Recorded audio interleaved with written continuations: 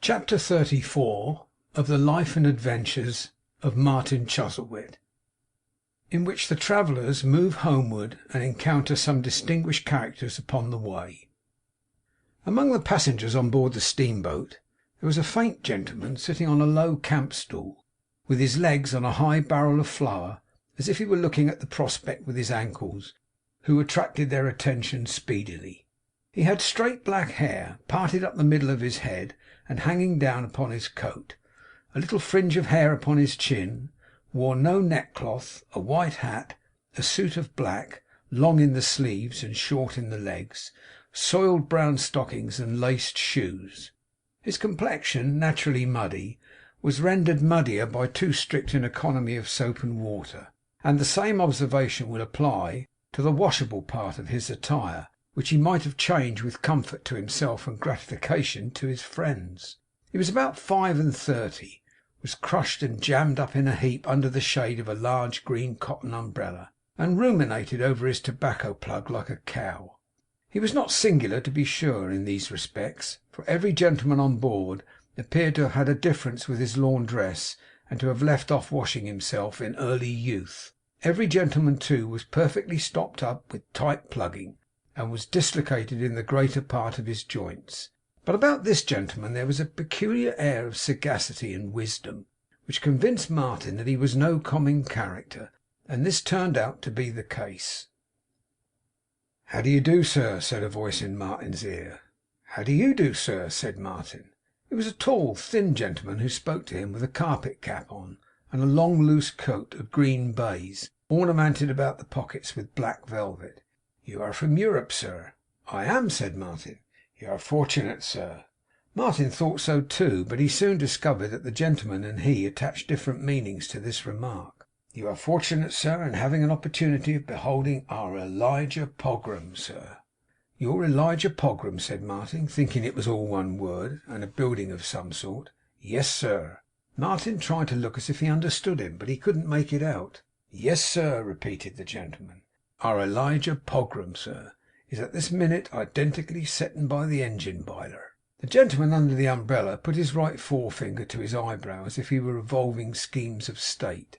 'That is Elijah Pogram, is it?' said Martin. 'Yes, sir,' replied the other. 'That is Elijah Pogram.'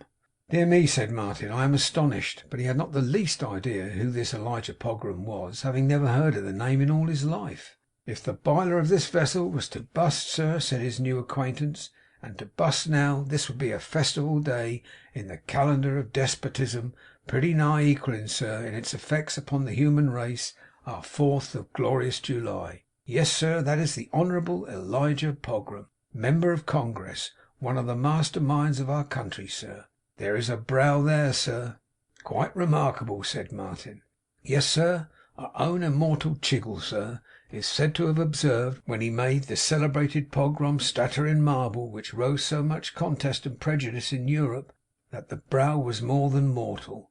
This was before the Pogram Defiance, and was therefore a prediction cruel smart.' 'What is the Pogram Defiance?' asked Martin, thinking perhaps it was the sign of a public house.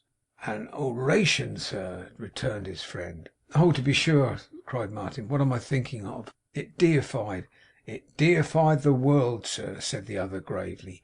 'Deified the world in general to compete with our country upon any hook, and developed our internal resources for making war upon the universal earth. You would like to know Elijah Pogram, sir?' 'If you please,' said Martin. 'Mr Pogram,' said the stranger, Mr Pogram having overheard every word of the dialogue, 'this is a gentleman from Europe, sir, from England. But generous enemies may meet upon the natural soil of private life, I think.' The languid Mr Pogram shook hands with Martin like a clockwork figure that was just running down, but he made amends by chewing like one that was just wound up. 'Mr Pogram,' said the introducer, 'is a public servant, sir. When Congress is recessed, he makes himself acquainted with those free United States of which he is the gifted son.' It occurred to Martin that if the Honourable Elijah Pogram had stayed at home and sent his shoes upon a tour, they would have answered the same purpose, for they were the only part of him in a situation to see anything. In course of time, however, Mr Pogram rose, and having ejected certain plugging consequences which would have impeded his articulation, took up a position where there was something to lean against, and began to talk to Martin, shading himself with the green umbrella all the time. And he began with the words, 'How do you like?' Martin took him up and said, 'The country, I presume?' 'Yes, sir,' said Elijah Pogram. A knot of passengers gathered round to hear what followed, and Martin heard his friend say, as he whispered to another friend and rubbed his hands, 'Pogram will smash him into sky blue fits, I know.'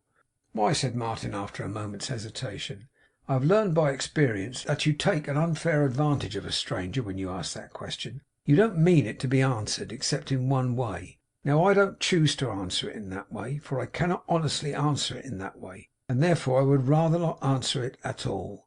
But Mr Pogram was going to make a great speech in the next session about foreign relations, and was going to write strong articles on the subject, and as he greatly favoured the free and independent custom, a very harmless and agreeable one, of procuring information of any sort in any kind of confidence, afterwards perverting it publicly in any manner that happened to suit him, he had determined to get Martin's opinion somehow or other. For if he could have got nothing out of him, he would have had to invent it for him, and that would have been laborious.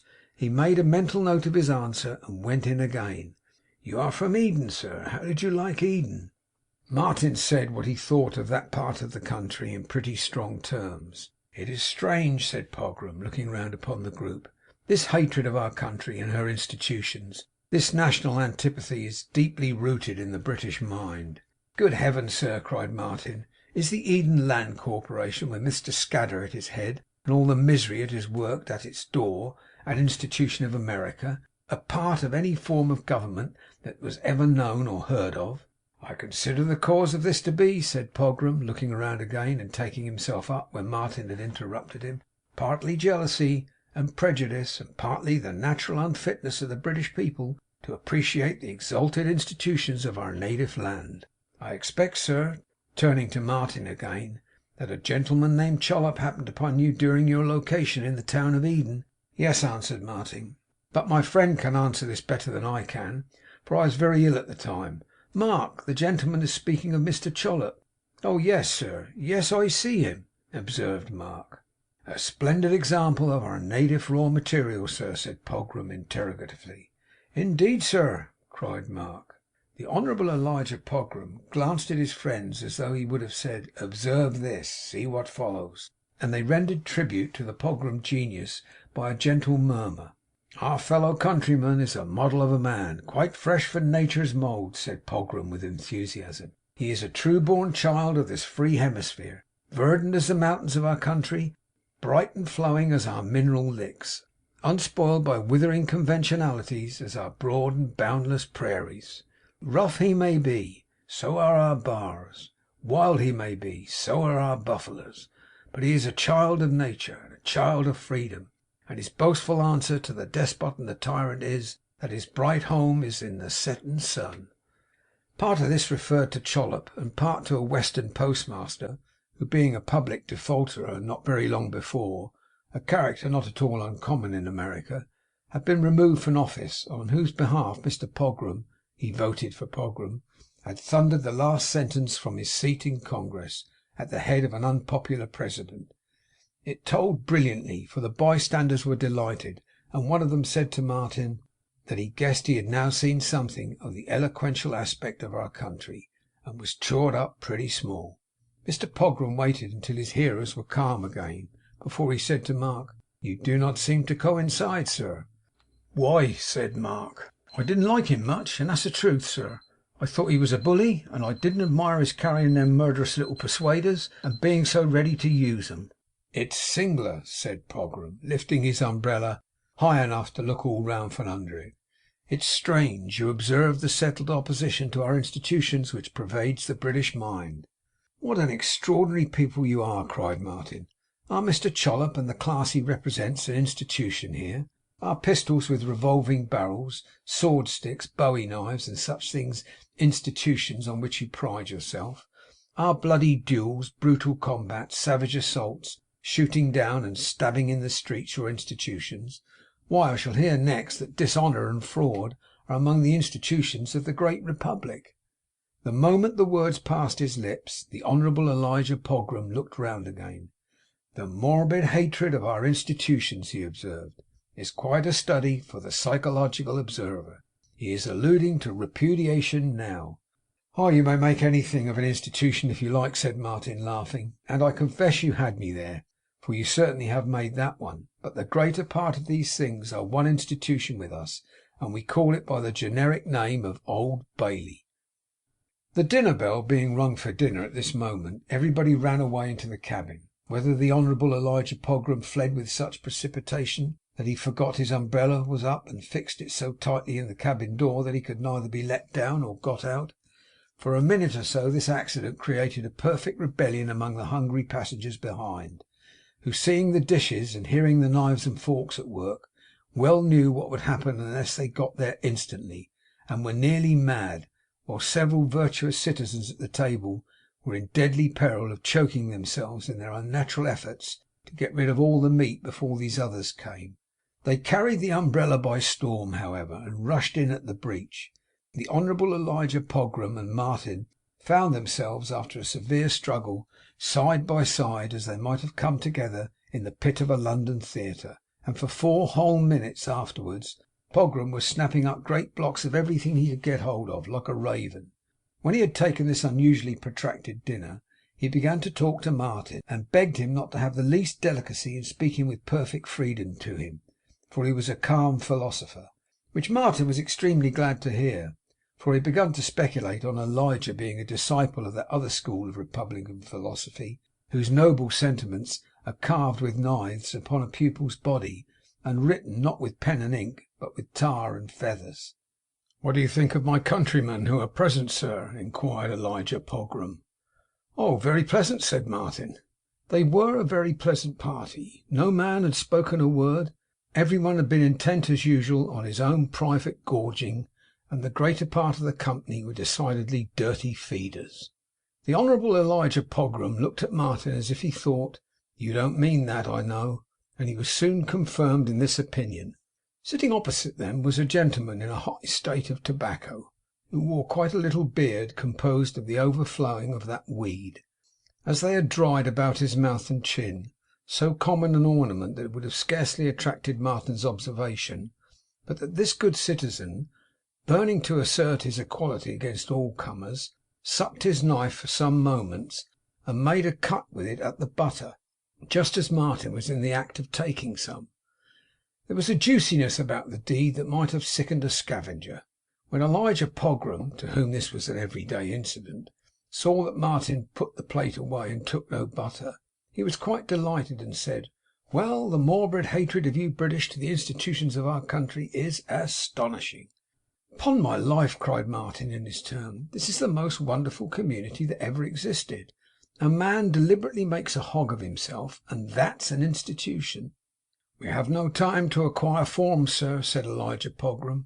'Acquire!' cried Martin. 'But it's not a question of acquiring anything. It's a question of losing the natural politeness of a savage, and that instinctive good breeding which admonishes one man not to offend and disgust another. Don't you think that that man over the way, for instance, naturally knows better, but considers it a very fine and independent thing to be a brute in small matters?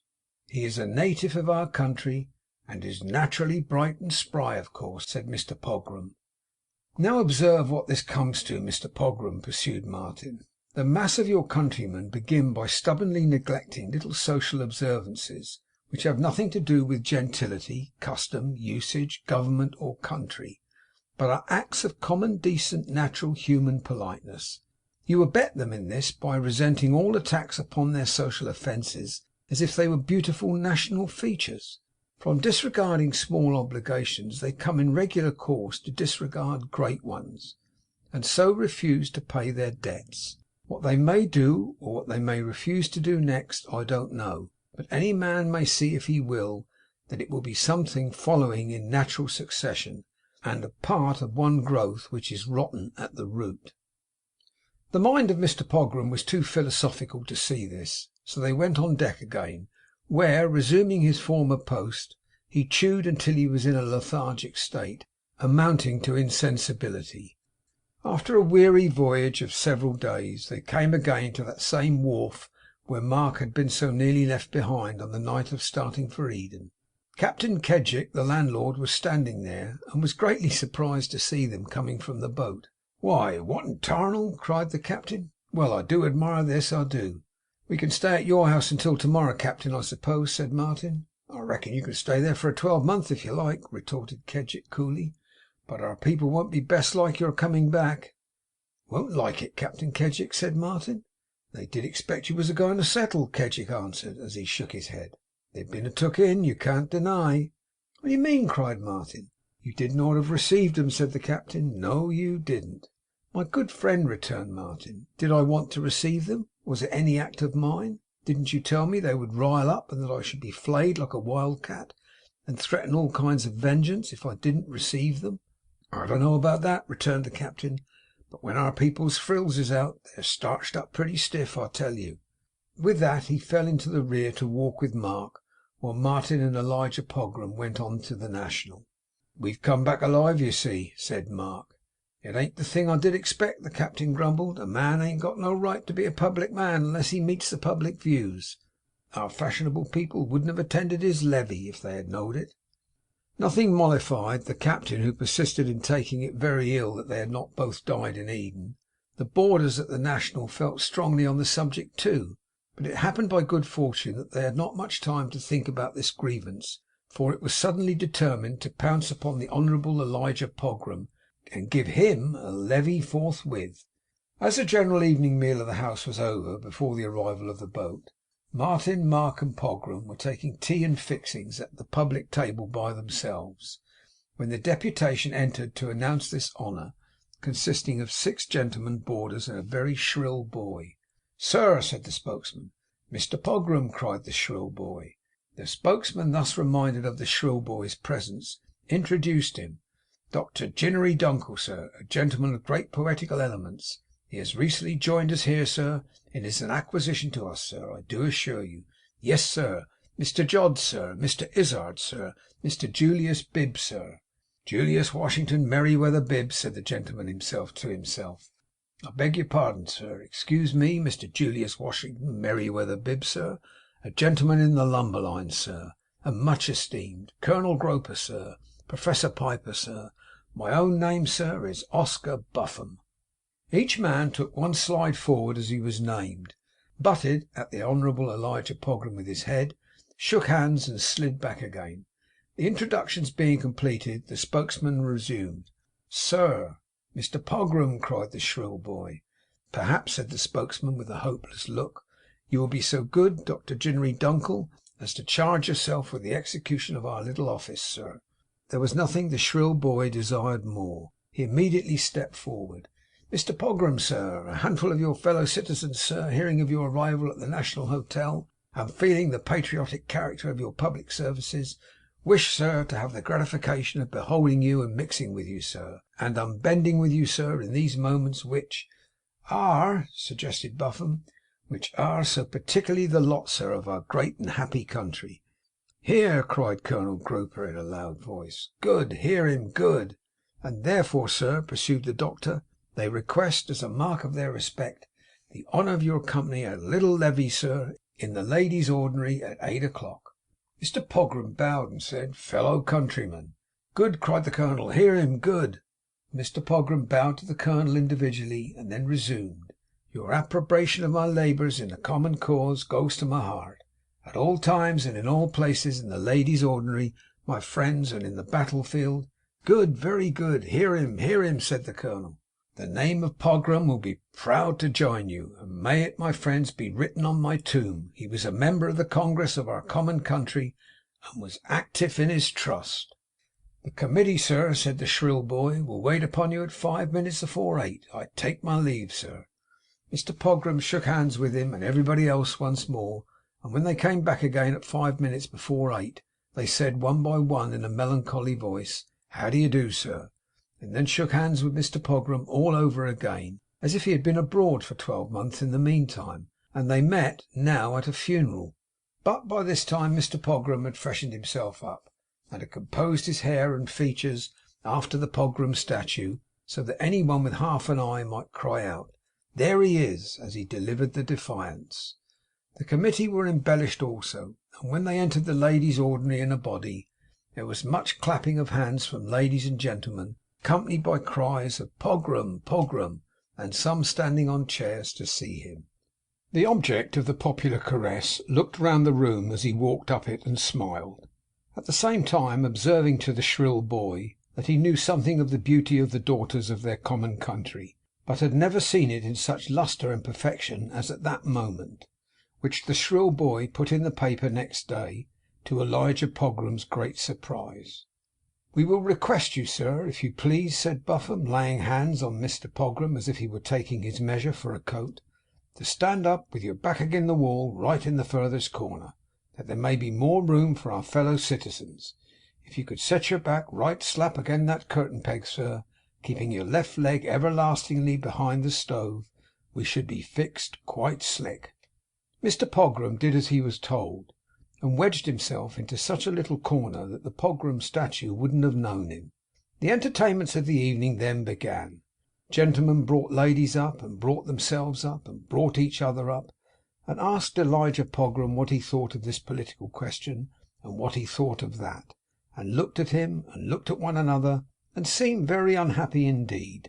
The ladies on the chairs looked at Elijah Pogram through their glasses, and said audibly, 'I wish he'd speak. Why don't he speak? Oh, do ask him to speak!' And Elijah Pogram looked sometimes at the ladies, and sometimes elsewhere, delivering senatorial opinions as he was asked for them. But the great end and object of the meeting seemed to be, not to let Elijah Pogram out of the corner on any account.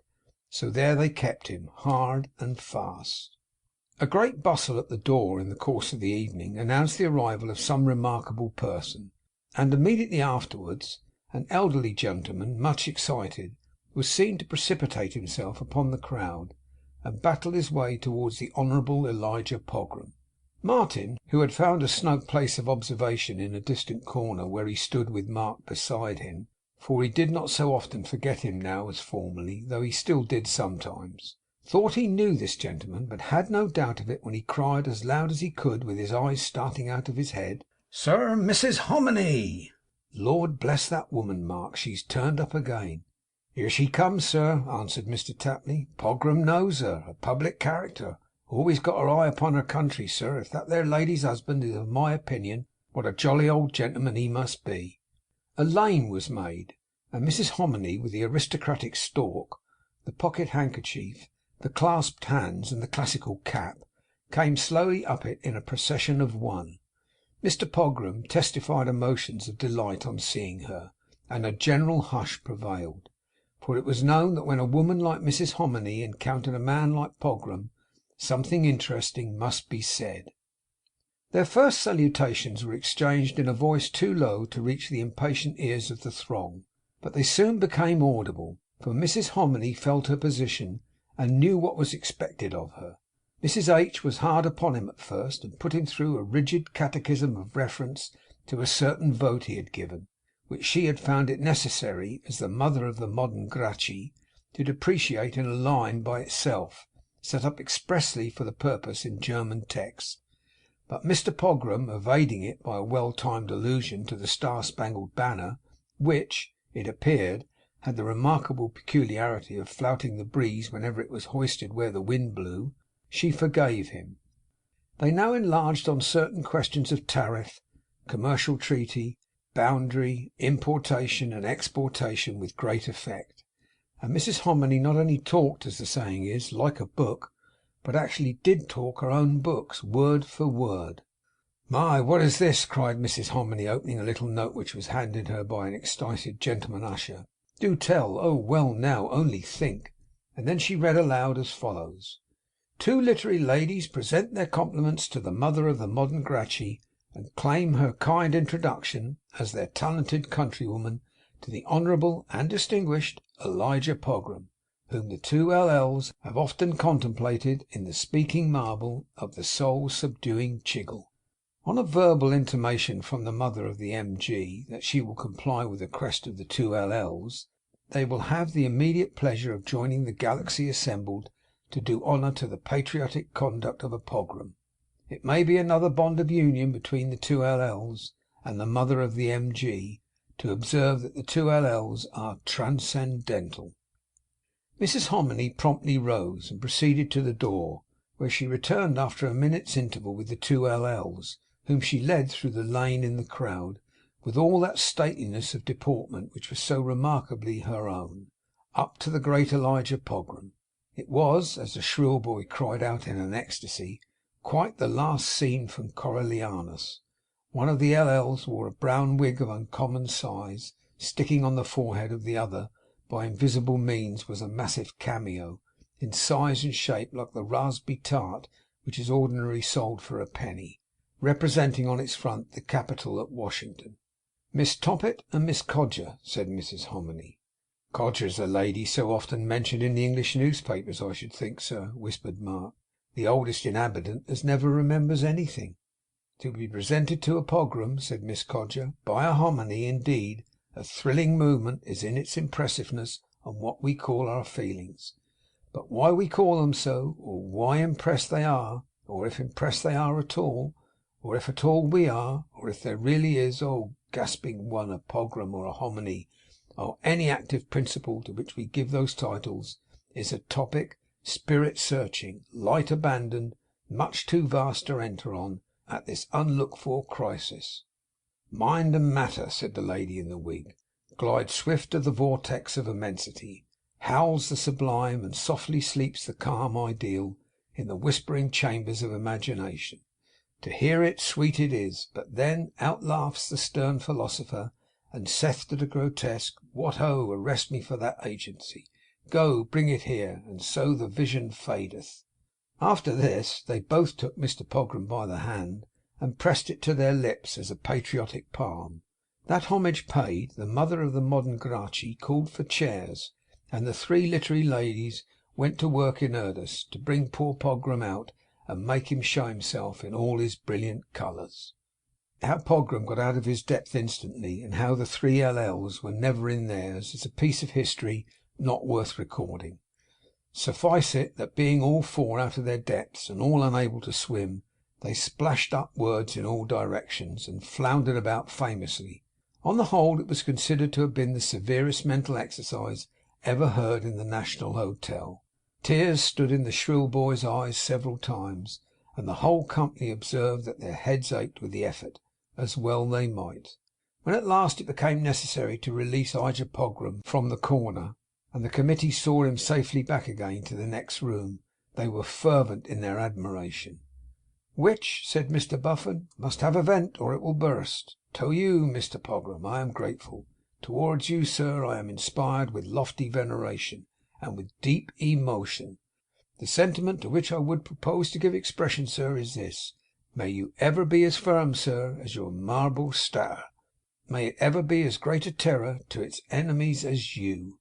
There is some reason to suppose that it was rather terrible to its friends, being a statue of the elevated or goblin school, in which the Honourable Elijah Pogram was represented as in a very high wind, with his hair all standing on end, and his nostrils blown wide open. But Mr. Pogram thanked his friend and countryman for the aspiration to which he had given utterance, and the committee, after another solemn shaking of hands, retired to bed, except the doctor, who immediately repaired to the newspaper office, and there wrote a short poem, suggested by the events of the evening, beginning with 14 stars, and headed, "A Fragment," suggested by witnessing the Honourable Elijah Pogram engaged in a philosophical disputation with three of Columbia's fairest daughters, by Dr. Ginnery Dunkel of Troy. If Pogram was as glad to get to bed as Martin was, he must have been well rewarded for his labours. They started off again the next day, Martin and Mark previously disposing of their goods to the storekeepers of whom they had purchased them, for anything they would bring, and were fellow travellers to within a short distance of New York. When Pogram was about to leave them, he grew thoughtful, and after pondering for some time, took Martin aside. "We are going to part, sir," said Pogram. "Pray don't distress yourself," said Martin. "We must bear it." "It ain't that, sir," returned Pogram. "Not at all. But I should wish you to accept a copy of my oration." "Thank you," said Martin. "You are very good. I shall be most happy." "It ain't quite that, sir, neither," resumed Pogram. "Are you bold enough to introduce a copy into your country?" Certainly, said Martin. Why not? Its sentiments are strong, sir, hinted Pogram darkly. That makes no difference, said Martin. I'll take a dozen if you like. No, sir, retorted Pogram, not a dozen. That is more than I require. If you are content to run the hazard, sir, here is one for your Lord Chancellor, producing it, and one for your principal Secretary of State. I should wish them to see it, sir, as expressing what my opinions are, that they may not plead ignorance at a future time. But don't get into danger, sir, on my account. There is not the least danger, I assure you, said Martin. So he put the pamphlets in his pocket, and they parted. Mr. Bevan had written in his letter that at a certain time, which fell out happily just then, he would be at a certain hotel in the city, anxiously expecting to see them. To this place they repaired without a moment's delay. They had the satisfaction of finding him within, and of being received by their good friend with his own warmth and heartiness. I am truly sorry and ashamed, said Martin, to have begged of you. But look at us, see what we are, and judge to what we are reduced. So far from claiming to have done you any service, returned the other, I reproach myself with having been unwittingly the original cause of your misfortunes. I no more suppose that you would go to Eden on such representations as you received, or indeed that you would do anything but be dispossessed by the readiest means of your idea that fortunes were so easily made here, than I thought of going to Eden myself. The fact is, I close with the thing in a mad and sanguine manner, said Martin, and the less said about it the better for me. Mark here hadn't a voice in the matter. Well, but he hadn't a voice in any other matter, had he? Returned Mr. Bevan, laughing, with an air that showed his understanding of Mark and Martin too. Not a very powerful one, I'm afraid, said Martin with a blush. But live and learn, Mr. Bevan. Nearly die and learn. We learnt the quicker. Now, said their friend, about your plans. You mean to return home at once? Oh, I think so, returned Martin hastily, for he turned pale at the thought of any other suggestion. That is your opinion too, I hope? Unquestionably, for I don't know why you ever came here, though it's not such an unusual case. I'm sorry to say that we need go any further into that. You don't know that the ship in which you came over with our friend General Fladdock is in port, of course? Indeed, said Martin. Yes, and is advertised to sail tomorrow. This was tempting news, but tantalizing too, for Martin knew that his getting any employment on board a ship of that class was hopeless. The money in his pocket would not pay 1/4 of the sum he had already borrowed, and if it had been enough for their passage money, he could hardly have resolved to spend it. He explained this to Mr. Bevan, and stated what their project was. Why, that's as wild as Eden, every bit, returned his friend. You must take your passage like a Christian, at least like a Christian as a fore-cabin passenger can, and owe me a few more dollars than you intend. If Mark will go down to the ship and see what passengers there are, and finds that you can go in her without being actually suffocated, my advice is go. You and I will look about us in the meantime. We won't call at the Norrises unless you like, and we will all three dine together in the afternoon. Martin had nothing to express but gratitude, and so it was arranged. But he went out of the room after Mark, and advised him to take their passage in the Screw, though they lay upon the bare deck, which Mr. Tapley, who needed no entreaty on the subject, readily promised to do. When he and Martin met again and were alone, he was in high spirits, and evidently had something to communicate in which he gloried very much. "I've done Mr. Bevan, sir," said Mark. "Done Mr. Bevan?" repeated Martin. "The cook of the Screw went and got married yesterday, sir," said Mr. Tapley. Martin looked at him for further explanation. "And when I got on board, the word was passed that it was me," said Mark. "The mate, he comes and asked me whether I'd engaged to take this said cook's place upon the passage home. For you're used to it, he says. You were always a cooking for everybody on your passage out." "And so I was," said Mark, "although I never cooked before, I'll take my oath." "What did you say?" demanded Martin. "Say?" cried Mark. "I'd take anything I could get." "If that's so," says the mate, "why bring a glass of rum," which they brought according. "And my wages, sir," said Mark in a high glee, "pays your passage, and I've put the rolling pin in your berth to take it. It's the easy one up in the corner. And there we are, rule Britannia, and Britain strike home." "There never was such a good fellow as you are," cried Martin, seizing him by the hand. "But what do you mean by doing Mr. Bevan, Mark?" "Why, don't you see?" said Mark. "We don't tell him, you know. We take his money, but we don't spend it, and we don't keep it.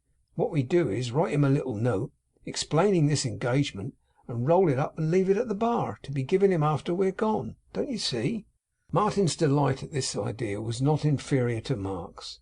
It was all done as he proposed. They passed a cheerful evening, slept at the hotel, left the letter as arranged, and went off to the ship betimes next morning, with such light hearts as the weight of their past miseries engendered. 'Good bye, 100,000 times good bye,' said Martin to their friend. 'How shall I remember all your kindnesses? How shall I ever thank you?' 'If you ever become a rich man, or a powerful one,' returned his friend, 'you shall try to make your government more careful of its subjects when they roam abroad to live. Tell it what you know of emigration in your own case, and impress upon it how much suffering may be prevented with a little pains. Cheerily, lads, cheerily! Anchor weighed, the ship in full sail, her sturdy bowsprit pointing true to England, America a cloud upon the sea behind them.' 'Why, Cook, what are you thinking of so steadily?' said Martin. 'Why, I was a thinking, sir,' returned Mark, 'that if I was a painter, and was called upon to paint the American eagle, how should I do it?' 'Paint it as like an eagle as you could, I suppose.' 'No,' said Mark, 'that wouldn't do for me, sir. I should want to draw it like a bat, for its short sightedness; like a bantam, for its bragging; like a magpie, for its honesty; like a peacock, for its vanity; like a ostrich, for putting its head in the mud and thinking nobody sees it; and like a phoenix, for its power of springing up from the ashes of its faults and vices, and soaring up anew into the sky,' said Martin. 'Well, Mark, let us hope so.' Chapter 34